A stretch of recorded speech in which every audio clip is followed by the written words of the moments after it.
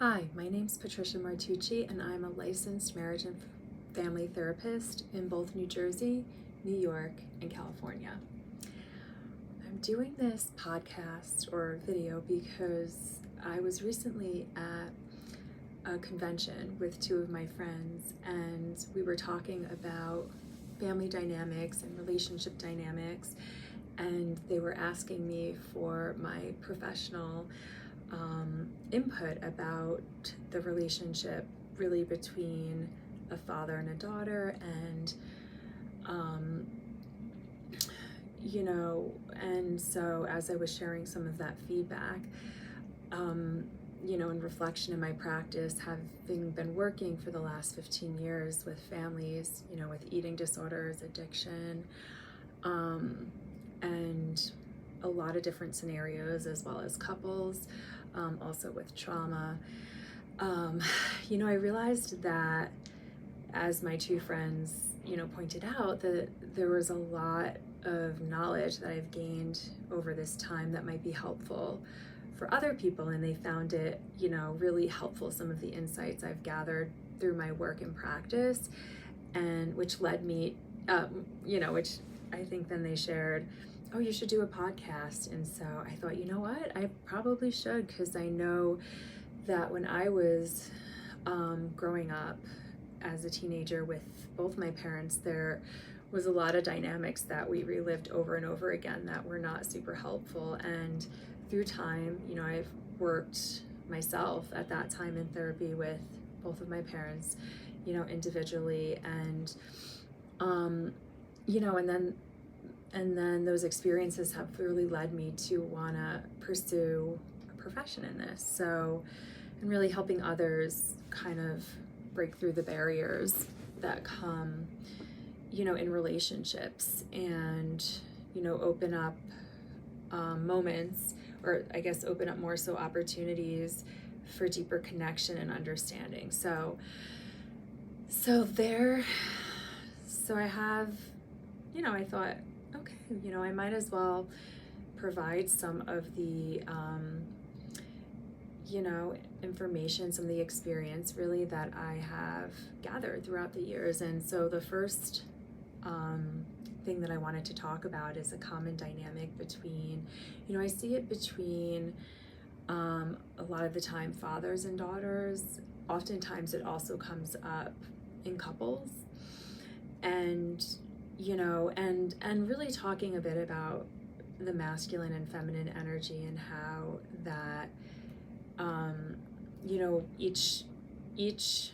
person or energy has different needs and provides different things in a relationship, and energies are not necessarily gender related, meaning like I can be a female and here in a woman's body, and I can take on more of a masculine role sometimes, or I can be a man and kind of be taking on more of the feminine role, or non-binary and taking on a different role as well. So more than gender related dynamics, it's actually more specific, in my view, to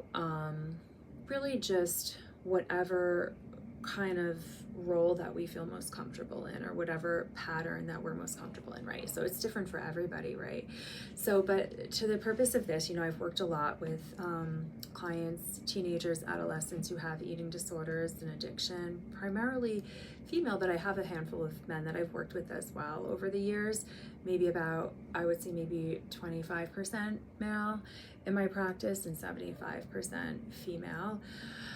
And like I said, a common dynamic is between the masculine energy of a father and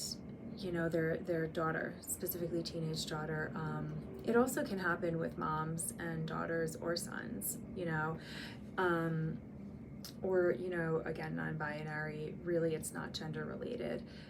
necessarily. So and the dynamic is, when there's an issue that a daughter has, let's say, for example, and I guess I identify this because it was a pattern that I had a lot with my dad that drove me absolutely crazy when I was a teenager. And the pattern is, you know, sort of coming to my dad with sort of a problem, you know, or something going on in my life or needing guidance for something. And looking back, I feel like, and what I've discovered over time through my own work is that a lot of the time what that feminine energy needs is really just to have space, to have somebody hold the space, to allow for the emotions and the conversation to come in. And by doing that a lot of the time and talking that through in a safe place, which a parent can provide, a lot of the time the individual, whoever that is, can, through talking and having that safe space, can figure out themselves what it is that they need, you know, like talking it through. And so what can happen a lot of the time that I've seen is that it can be really super uncomfortable for parents to hold their kids' uncomfortability. And this also happens again in a couple dynamic oftentimes. And you know, and it really kind of aligns with what our needs are, right? So there's a couple tools that I can also give to you that can reflect or support, you know, communication in this way, like healthy communication to avoid some of these traps. But yeah, so the common one is really, again, just to reiterate, sort of somebody coming with, you know, a curiosity, a problem, you know, something, a question that they're trying to answer. And I think what can automatically happen again is that parents can feel so scared or sad or overwhelmed with, you know, witnessing their beloved child or partner, you know, sometimes in a sense of distress and kind of want to go into that fixing mode, you know. And so what that might look like is, you know, let's say I come and, you know, I'm like, oh, you know, I'm having a really terrible time in my Latin class, which was true. You know, and rather than, you know, I think having that space held and talking it through and me discovering like what is going on, you know, like, oh, why am I having a hard time? And, you know, and I think that talking this through, I probably would have come to my own, you know, conclusion of the fact that like I had a hard time focusing, you know, I had a really hard time paying attention, you know, in class, and it made it hard not only in that class, especially that class, because I found it more challenging, but in a lot of other classes as well. And, you know, I feel like looking back, I never really got that opportunity to discover for myself, you know, what was happening or have a voice and talk through so that my parents could really guide me towards the correct kind of support. And so what would happen is my dad would come in, and this happened in math class too, and he would come into solution mode and fix it mode. You know, I could see he would get really uncomfortable with my sense of distress and want to fix it. You know, so what this might look like is he could come in and just say, okay, so we're going to meet. And he did this actually, you know, when I was having a difficult time in school, what he did was he called a meeting, and this was in high school. I went to an all-girls Catholic high school, and so what he ended up doing is coming in and he booked a meeting with me and all my teachers, which was like absolutely horrifying at the time. And I was so angry that he did this, and it didn't actually resolve anything. I think I kind of shut down with this, and I know in his eyes it was really supposed to be something helpful, and I can really understand that today, you know, sort of like, let's go to the extreme thing and call, and this will, you know, he's kind of really was extreme and like wanting to like really go overboard in helping. And you know, and so I had a meeting and we talked about like what was going on. I didn't really say anything, and my teachers were all there, and it felt a little bit pointless to me. And so what I realized is, you know, maybe that satisfied his need to try to help me more than it actually offered the help that I needed. And what I really needed, and what I think a lot of kids need, is just a safe place to talk through, you know, what it's like for them. They know inside, we know inside, we have the perspective ourselves, you know, of what our experience is. And so a lot of the time we can just share, if we're giving the safe space and just given an active listener that can listen intently and provide that support to and space to allow somebody to talk through what it is that's going on,